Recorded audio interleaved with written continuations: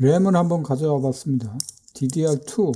요즘 뭐 많이 이렇게 쓰이는 램은 아니죠. DDR2하고 예전에 펜티엄 4에서 쓰던 램들입니다. 램의 규격도 워낙 많이 바뀌니까 사실 용어 자체도 저도 당시에 다 써봤던 부품들이지만 용어 자체를 잘 모릅니다. 용어가 하도 이게 번거롭게 자주 바뀌고 그러니까 이런 램이 있었다라는 걸 이제 보여드리는 거죠. 요즘 램 값이 굉장히 오르고 있다라는 얘기를 알고 있습니다. 뭐 당연한 거라고 봅니다, 저는. 수요가 이제 많아서 공급량도 많아질 때가 있죠. 공급량이 많아질 때는 램이 이제 굉장히 싸지게 되는 상황들이 빚어지죠. 그게 한동안 그렇게 쌌었던 걸로 기억합니다. 그러니까 업체들도 많이 생겨났고 그 업체들은 많은 공급을 통해서 수요를 충족을 다 시켜줬죠. 근데 여기서 느껴지는 부분 중에 하나가 결국은 업체가 큰 업체들만 남고 나머지 업체들은 다 문을 닫게 되는 상황이 빚어지죠.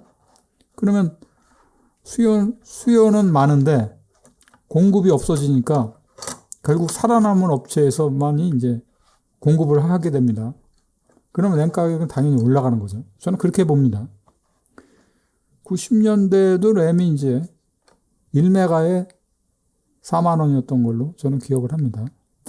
그때 램이 1메가에 4만 원이면은 금 한동 값이 4만 원이었으니까요. 측정이 어느 정도 오리라고 봅니다. 가치가. 그리고 삼성이 당시에 이제 램 선두주자로 이제 올라서게 된 시점이 1990년대로 저는 그렇게 알고 있는데 1980년도에 기흥에다가 기흥 반도체 공장을 지었죠. 그리고 이제 80년대에도 제가 뉴스에서 들어보면 그때 당시에도 뭐 256메가트램을 만들었다 그래가지고 아주 대서특필하는 그런 신문의 낭 보도나 방송을 봤었던 기억이 납니다. 근데 실질적으로 삼성의 기흥 공장을 짓고 10년간은 적자였습니다. 10년간은. 그거를 10년을 버틸 수 있는 기업이 이제 살아남은 거죠. 그 10년 이후도 어떻게 될지 아무도 예상을 못했었던 겁니다.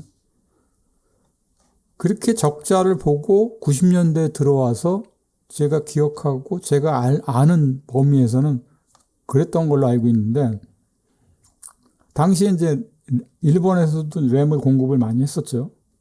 근데 듣기로는 당시에 들은 얘기로는 일본의 램 공장이 불이 났었던 걸로 알고 있습니다. 그래서 그거 복구하는데 몇 년 걸려야 되죠.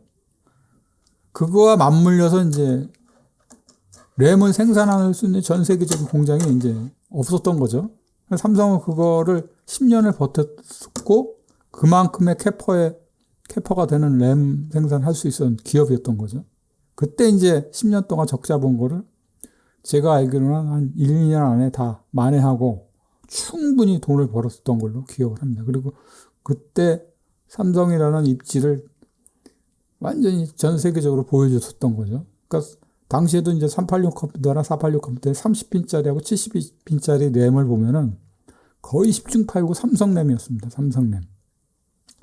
그 입지가 굉장히 두터워진 거죠. 그리고 계속 지속이 되다가 이제 여러 업체들이 있었을 거 아닙니까? 램을 만드는 중견 업체들도 있는 그런 업체들이 산발적으로 늘어나다가 그게 어느 정도 공급이 되고 어느 정도 시점이 돼야 마진이 남는 건데 결국은 또 그 자잘한 램 공장을 갖고 있는 회사들이 또 문을 닫게 되는 거죠. 공급량이 많아지니까 서로 경쟁을 하니까. 그래서 살아남는 경우들은 이제 대기업들이죠. 지금 현재 삼성, 현대도 마찬가지, 현대가 아니고 이제 SK 반도체인가요? 요즘 SK 반도체로 바뀌었죠. 그쪽 기업도 마찬가지겠죠. 살아남는 자만, 2인자도 아닙니다. 1인자만 살아남는 건데, 결국은 삼성이 이제 또 램에 있어서만큼 선두주자로, 뭐, 얼마나 많은 돈을 또 벌어갈지 아무도 모르는 거죠. 그게 그 시점이 지금이 아닌가, 감히 예측을 해봅니다. 당시에, 90년대 당시에도 그랬었으니까. 그 시행착오적으로 봤을 때, 그렇지 않나 하는 생각이 듭니다. 그리고 그 램 가격이 제 생각으로는 한동안 지속되더라도 그게 한 그렇게 4, 5년간 몇 년씩 가지는 않을 겁니다. 1, 2년 안에. 예전엔 또 하드디스크 공급량이 부족해가지고 또 이 하드디스크 가격이 기존대로라면 한 10만 원이면 살 거를 몇십만 원을 주고 사는 그런 사례들도 있었죠. 그래서 그게 아마 시점이 2008년도, 7년도 그 시점이 아니었나 생각을 합니다. 그런 풍기 현상들이 꼭 생깁니다. 그리고 이제 더 지켜볼 만한 것들 중에 하나가 이제 그래픽 카드죠. 지포스. 저는 이제 이 지포스 그래픽 카드 모담도 예전에 이제 그 386 컴퓨터나 486 컴퓨터에서 그 다양한 업체에 이제 많은 춘추전국 시대죠. 수많은 그래픽 카드들이 막 난무를 했었습니다. 그래서 뭐 아방스 로직이니 뭐 여러 가지 이제 그래픽 카드들이 있었죠. 그때 지포스라는 이름 자체가 뭐 없었죠. 그게 이제 아마 제 생각으로는 윈도우 95 그리고 이제 윈도우 2000 정도 나왔을 시점에 지포스라는 이름이 이제 세상 바깥으로 나오지 않았나 하는 생각이 듭니다. 일반 전문가가 아니고 저는 이제 개인적인 입장에서 그렇게 평가를 하는 거죠. 그리고 이제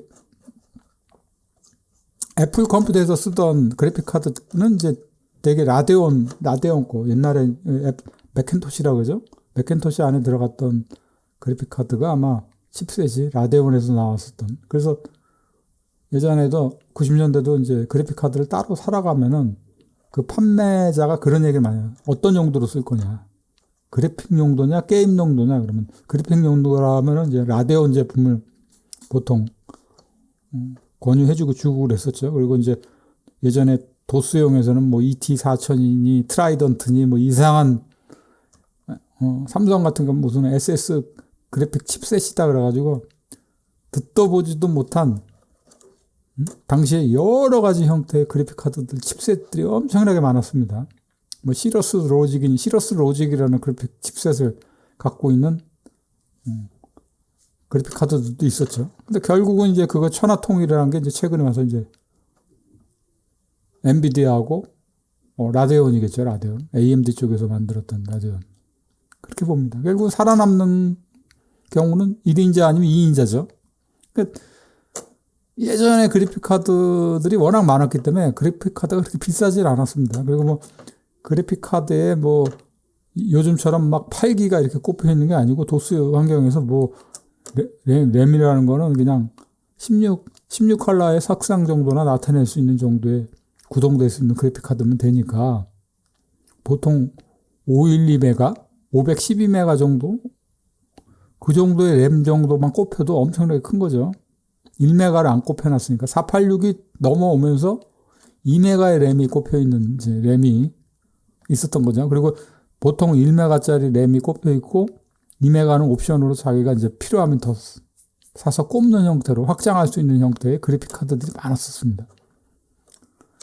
그리고 이제 배샤 로컬 버스 방식의 이제 그래픽 카드들이 있었죠. 그런 것들이 이제 보통 평균적으로 2메가의 램 정도를 도스 환경에서 그리고 윈도우 3.1에서 이제 그 정도면 충분히 구동이 됐고 색상도 이제 256 컬러로 썼던 거죠.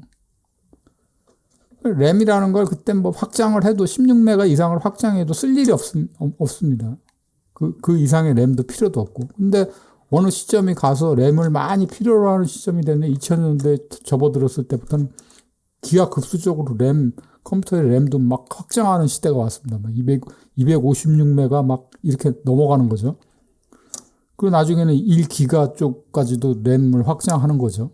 근데 지금 같으면은 그 램도 부족하다라고 생각할 수 있는데 당시로서는 그것도 굉장히 큰 램이었었습니다. 제가 봤을 때는 램이라는 게 한동안 뭐 가격이 올라가는 건 당연시할 겁니다. 아마 램을 판매하던 공급업체들이 거의 다 문을 닫은 겁니다. 그리고 이제 몇 개 업체가 이제 그걸 기다렸던 듯이 가격 경쟁에서 이제 뛰어든 거죠. 램 가격이 오르고 한참 또 지나면은 길지 않은 한 1, 2년 안에 또 평정이 되면은 램 가격이 내려가리라 저는 그렇게 판단해 봅니다. 중고 시장에서 또 램들이 또 많이 판을 치겠죠. 한동안 컴퓨터 안 사면 됩니다.